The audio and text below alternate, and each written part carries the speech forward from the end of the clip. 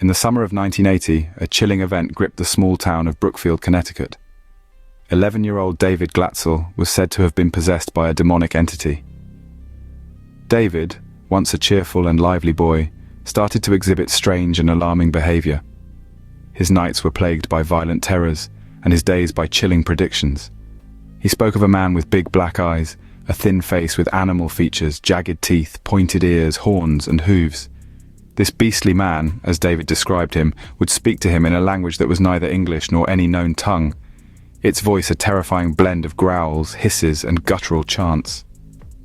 As the episodes became more frequent and intense, David's family turned to their local church for help. A priest was called to perform an exorcism, a ritual meant to cast out the demon. But the entity that had taken hold of young David was not easily deterred. The exorcism failed, leaving the family desperate and David in a state of constant terror. In their desperation, the Glatzel family reached out to Ed and Lorraine Warren, renowned paranormal investigators. The Warrens were no strangers to cases of demonic possession, having investigated the infamous Amityville haunting among others. They accepted the case and began their harrowing work, documenting the chilling signs of possession they observed in David. As the weeks passed, the possession escalated. The once jovial David was now thin, pale, and barely recognizable. His eyes held a dark intensity that was far beyond his tender years. It was during this sinister escalation that a terrifying event took place. Arne Cheyenne Johnson, the boyfriend of David's older sister, made a bold and dangerous move. "Leave the boy," he demanded. "Take me instead." And with that chilling challenge, the course of events took an even darker turn, leading to one of the most shocking trials in American history. But that, dear listeners, is a story for another time. A few months later, on February 16th, 1981, Arne Cheyenne Johnson murdered his landlord, Alan Bono, in broad daylight. A statement that still sends chills down the spine of anyone familiar with the infamous Devil Made Me Do It case. The day began ordinarily enough, with the crisp winter air hinting at nothing out of the ordinary. But underneath the veneer of normalcy, something sinister was brewing. Arne Johnson, a man known for his steady nature, began to exhibit strange behaviors. His eyes, usually warm and friendly, started to glaze over with an eerie, distant look.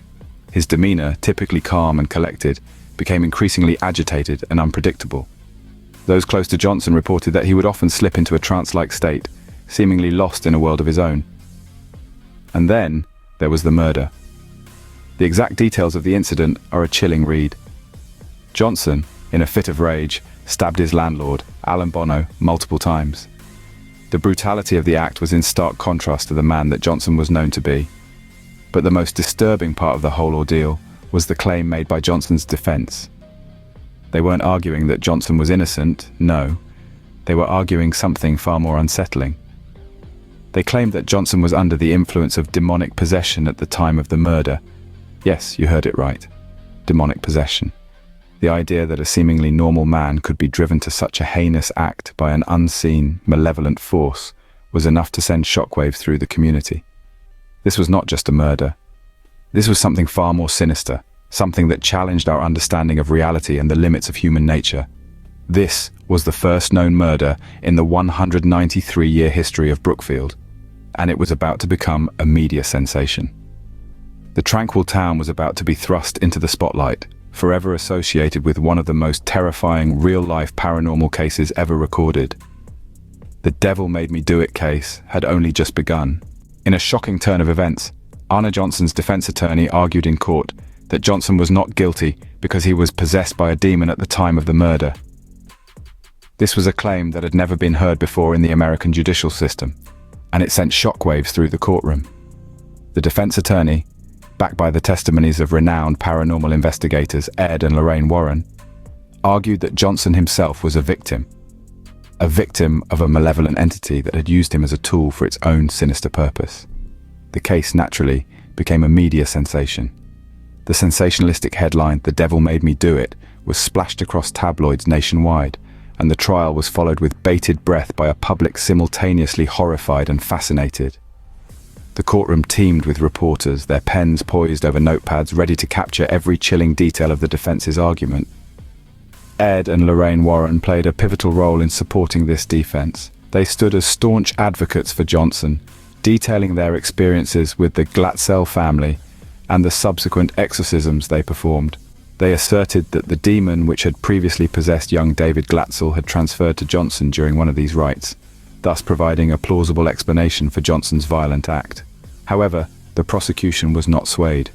They argued that the defense was resorting to superstition to absolve Johnson of his crime, and they questioned the credibility of the Warrens, painting them as eccentric ghost hunters rather than reliable witnesses.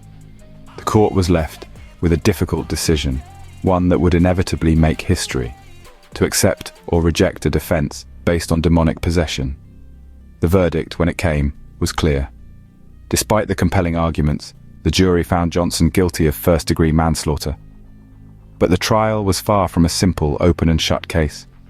The proceedings had ventured into uncharted territory, and the echoes of that journey reverberated through the halls of the court long after the verdict was delivered. Despite Johnson's conviction, the case left an indelible mark on American legal history. It raised questions about the nature of evil, personal responsibility, and the unseen forces that may or may not influence our actions. Almost half a century later, the Devil Made Me Do It case still sparks debates and theories among paranormal enthusiasts and skeptics alike. The lingering mysteries surrounding the case continue to captivate minds. Opinions diverge sharply, with some firmly believing in the Warrens' narrative of demonic possession, whilst others question the credibility of the famous paranormal investigators. Were they genuine protectors from the supernatural realm, or simply cunning charlatans exploiting vulnerable individuals for fame and fortune? Another theory suggests that mental illness might have played a significant role in the events. Could Arne Johnson and young David Glatzel have been suffering from undiagnosed psychological conditions, leading to hallucinations and violent behavior? It's a sobering notion that makes the case all the more tragic. Whether a case of demonic possession or a tragic incident of mental distress, the Devil Made Me Do It case remains a chilling reminder of the thin line between the natural and supernatural world. Before we end this chilling tale, we'd like to take a moment to remind you to hit that like button if you've enjoyed this deep dive into one of the most controversial cases of supposed demonic possession. Your likes, shares, and comments help us continue to bring you more spine-tingling stories from around the world. And don't forget to subscribe and ring that notification bell so you never miss an update from us.